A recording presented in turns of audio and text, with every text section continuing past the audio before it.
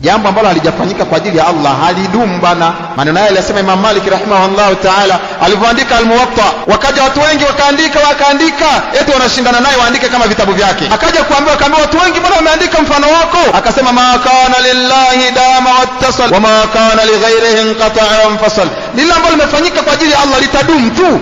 Na kweli mpaka leo hakuna al-Muwatta inayojulikana wala mfano wake. Ni moja tu Imam Malik. Walivyoandika vyote viliwa na mchwa, vingine vikasaulika makabatini, vingine vikapelekwa na maji, vingine havina wa kuvirithi, hakuna alivisoma baada yake, vimekwisha. Havikufanyika kwa ajili ya Allah.